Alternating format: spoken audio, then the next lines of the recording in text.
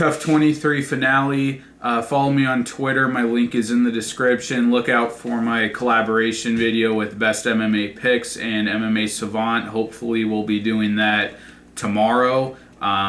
If we do, it might even be up at the time that you're watching this. So if that's the case, I will link that in the description. If not, I'll let you guys know when we're doing it on Twitter. So follow me, and I'll let you know when we're doing it, and it'll be live streamed on Best MMA Picks channel. So I'll leave a link to the live stream on Twitter when we're filming it. Yeah, Tough 23 finale. I'm going to be doing predictions for the entire card aside from the finale fights. Once those matchups are announced, I will do a separate video for those two fights. Just, because I'd rather get this out early, and I can get my 200 predictions video up right after this. So look out for that too, and I'll also link that in the description, as well as my previous video for is it Fight Night 90, Dos Anjos versus Alvarez.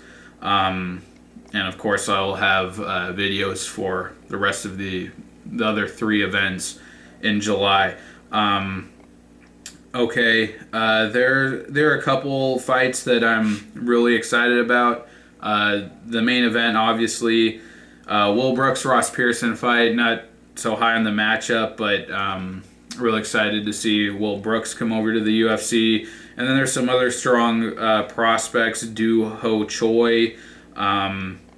And the Jake Matthews Kevin Lee fight I'm really looking forward to. So there's some good fights, some kind of filler fights. Overall, I'd say it's a decent fight night card. Of course, the title fight is great, but top to bottom, I'd say it's it's okay, not great, but pretty good.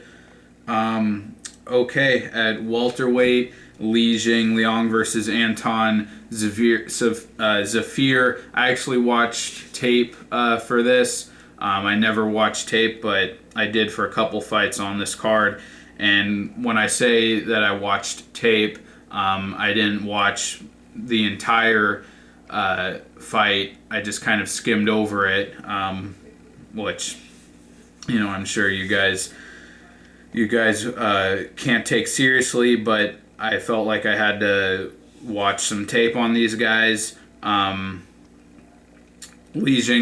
I didn't remember how his fight with Keita Nakamura went before the finish.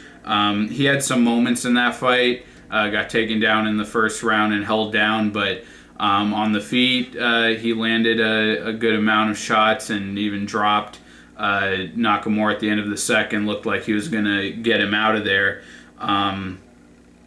And Zafir against James Muntazri took him down early, had some success in the clinch, but got finished by a spinning back kick to the body. I'm going to take Jingliang in this fight. He has power. He has a developing jab. Zafir seemed to kind of tire out against Muntazri early, and Jingliang pushes a really high pace. He's big and powerful, fast. I really liked his knockout win over Diego Lim. I thought he really showed his athleticism in that fight. I worry about the grappling, though. He was taken down by Keita Nakamura. And then also in that fight, the finishing sequence, he was in a sprawl position, and Nakamura was able to reverse take his back, immediately take his back standing and choke him out. But I'm going to take Jingliang here. Zafir didn't look great against Muntazri, although Jingliang, his wins have come over very weak competition, and he was also dominated on the feet by Nordin Taleb, but I like the pace of Jingliang. He's got a jab, and Zafir didn't look like dominant enough of a wrestler where I think he can just take down Jingliang and hold him down for the entire fight. So I'm going to take Jingliang here. All right, at lightweight, Jake Matthews versus Kevin Lee. Like I said, this is one of the matchups that I'm really excited for. And I'm taking Jake Matthews. Kevin Lee, he was on a good run before he had his boxing badly exploited by Leonardo Santos. He got knocked out. And Jake Matthews, I think, has just been far more consistent, coming off of a really good win over Johnny Case. And he's getting more well-rounded. His boxing is getting better. Transitions between striking and wrestling well. I like Matthews here. I think he has a far more functional striking game. Lee might be the better wrestler, but he didn't have an easy time taking down Escudero, and I thought he really struggled in that fight a lot more than I thought he would.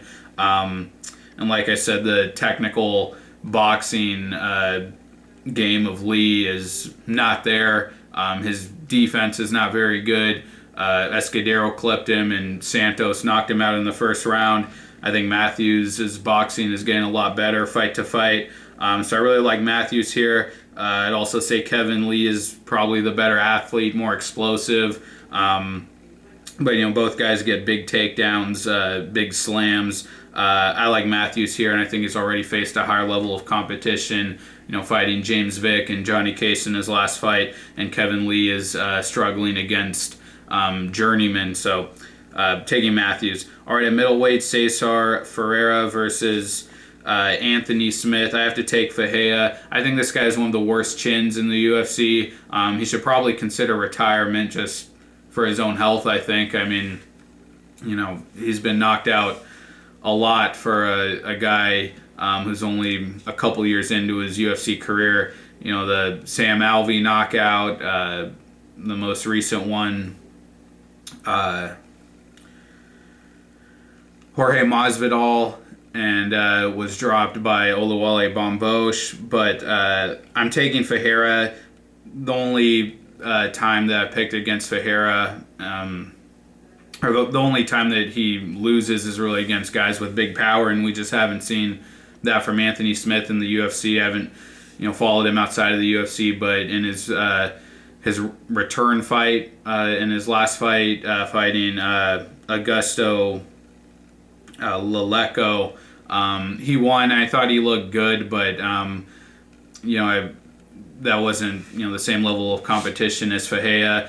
Ferreira showed against Bamboche. If you don't get him out of there, he still has a really good timed takedown game. He's still a really good distance striker.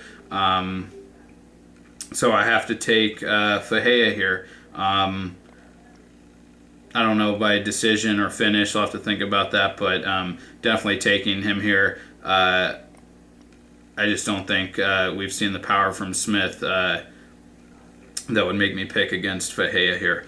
All right, a flyweight, John Moraga versus Mateus Nicolau, who is a contestant on Tough Brazil 4. I think Nicolau can win this fight. I'm going to take Moraga just based on the experience, the level of opposition he's faced.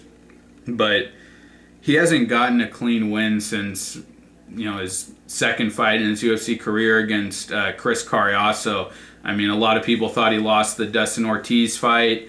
He did beat Justin Scoggins, but I thought he was losing that fight, getting outstruck. He was dropped with a side kick to the thigh.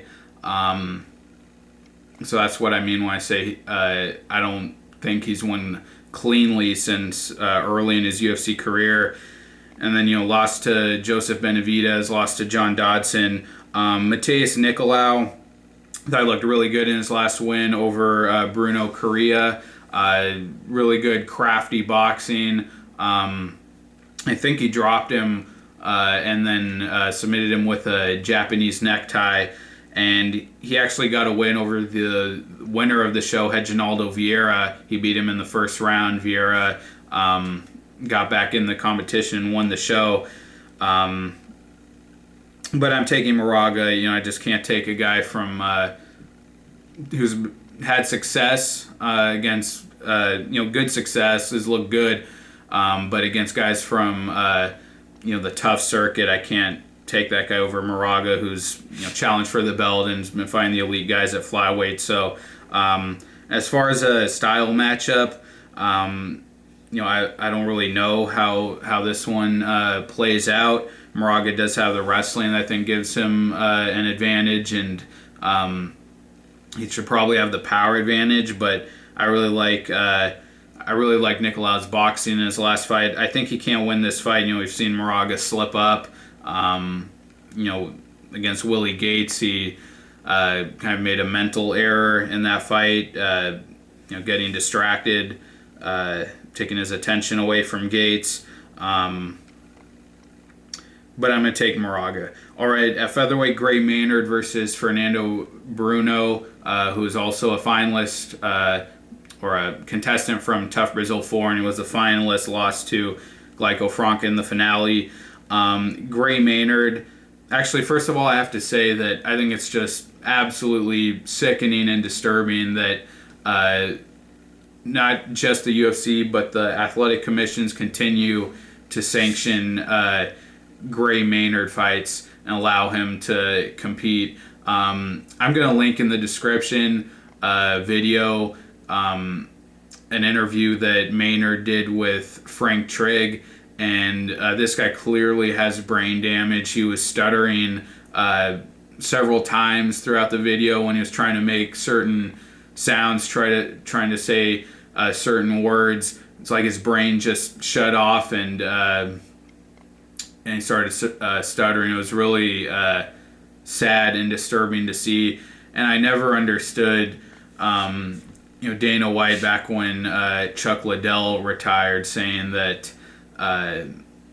he didn't want to make $1 of the kind of money where he could put on a fight with Chuck. It would still sell a lot, but he knew that Chuck was done. And I don't understand why he's letting a guy like Gray Maynard continue fighting, who he's not even making money off of. That makes no sense to me.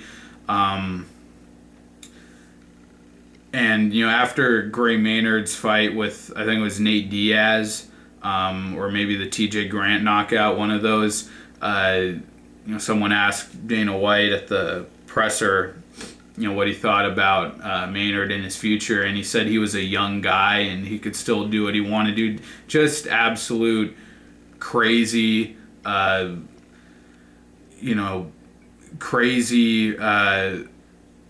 zany bullshit. It makes no sense.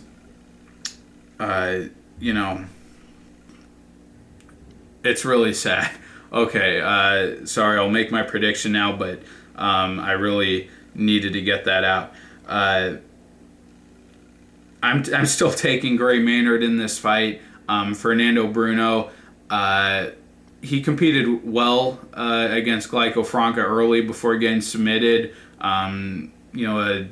Seems like an energetic grappler. Pushes the pace, and his boxing probably not very technical, but he looked okay. It was effective against Mike Nazareno on the show, and then he didn't box much with Franca, but did have some takedowns, did get the back against Franca a few times. And everyone loves to trash these tough Brazil guys, saying that they're not UFC caliber, but Franca, he had a relatively competitive fight with James Vick.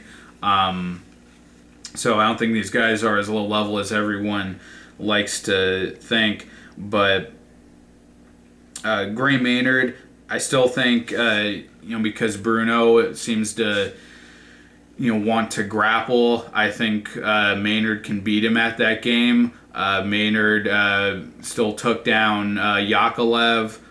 We saw Yakovlev's power in his last fight against George Sullivan, and even though he dropped Maynard at the end of that fight, he didn't knock him out. I still think Maynard's chin is terrible, but I think Maynard can play that wrestling grappling game. And I actually thought he won that Yakovlev fight. I know he got dropped at the end, but I thought he still won the fight. Dropping to featherweight, that that could be really bad. I think a guy at his age and, he's not a small guy dropping to featherweight. I think that just adds another layer of craziness to Gray Maynard, him, fighting at featherweight on top of all the knockouts he suffered. But, Fernando Bruno, to me, does not look like a high-level prospect. Not a finisher. I don't think he got a finish in the house. If they're going to play the grappling game, I still think Maynard wins that game, even at his age and with the knockouts he suffered. So I'm taking Maynard. All right, next up at lightweight, Joaquim Silva versus Andrew Holbrook. This is another one where I watched each fighter's previous fight before this, and I was initially thinking Silva, just because Holbrook, I didn't think he looked great against Nijam, and even after watching that fight, I still don't think he looked great, and I don't think he won. He had some moments, some good scrambles, but Joaquim Silva, he got finished by Glaico Franca on Tough in the semifinals, and from the very beginning of that fight, was on his back within maybe 10 to 20 seconds, and from there he just could not work back up to his feet at all, was completely smothered and dominated and put away by Franca, and that's what makes me pretty comfortable taking Holbrook here, who did have some good scrambles against Nijam, who, despite his his failures in the UFC, he's still someone I consider to be a good grappler. And Holbrook had a lot of choke attempts, came close with the Darce choke in that fight. And Silva, he won his last fight against Mike Nazareno, another tough Brazil contestant. He outboxed him, but it wasn't dominant. Silva was pretty low volume.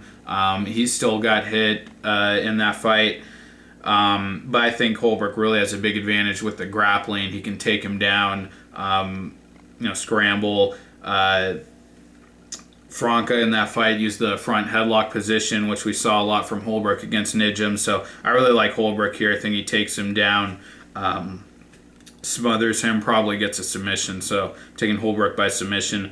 All right, at featherweight, Do Ho Choi versus Thiago Tavares. This is a really good fight. I love what we've seen from Do Ho Choi up to this point, and I'm taking him here to knock out Tavares. And it's a bit of a risky pick, just because we haven't seen much of Choi's game outside of his striking. And Thiago Tavares is pretty well-rounded. He's a decent striker. He's also good on the ground, a good submission artist, very quick and athletic. But why I have to take Choi here is that Tavares has just always struggled with power. Just got flattened by Nurmagomedov. I think it was his first fight in the UFC. No, maybe not his first, but very early after coming over from. No, he wasn't. It was when Shane Roller came over from the WEC. I think it was his first UFC fight. Tavares was winning that fight handily throughout the fight, and then Roller just connected with a punch, probably the first clean punch he landed in that fight, and just knocked him out, knocked him stiff. And also in the Ortega fight, a guy who is not a good striker, and Tavares was probably winning early in that fight. Ortega was able to outlast him, put pressure on him. I think he dropped him in that third round, and then jumped on him, finished him with the ground and pound. So Choi, big power, but also very technical, very explosive. I think he finds the opening, finds the chin of Tavares, and puts him out. So I'm taking Choi by knockout.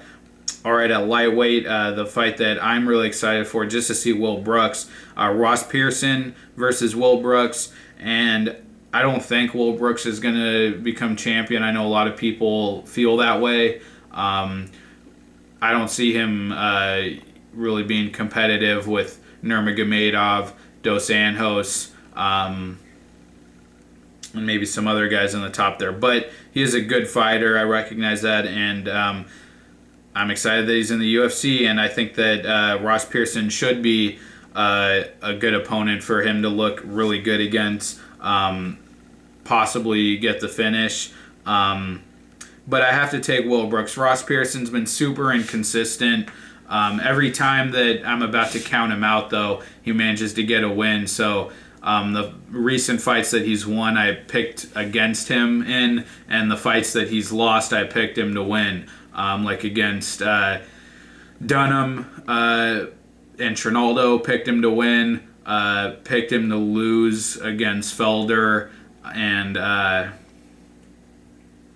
is there another one in there? No, I picked him to win against Laprice, but just been very inconsistent, and I think he's got a big hole in his game with the takedown defense, and even more than that, the grappling, getting back to his feet. He was totally outworked and dominated by Dunham, both in the wrestling department and then on the mat. Could not get up. Trinaldo had a lot of success just pressuring him and taking him down. Ross Pearson's really become a very low volume striker, still technical, but low volume. I don't think it really serves his game well, and has had power in the past, but hasn't gotten a knockout recently. And the guys he knocked out, were guys really on the decline. Sam Stout, Ryan Couture. So I'm just not a believer in Pearson, and we've even seen guys who are not very technical strikers, but just who are aggressive, high volume strikers and pressure fighters, have no problem just coming forward and clipping him. Even going back early in his UFC career to the Cole Miller fight, but the Ally Akinta fight, he had no problem just getting in a brawl with Pearson and tagging him, putting him away. Also the Cub Swanson fight several years ago. And we know Will Brooks has power from the Michael Chandler fight.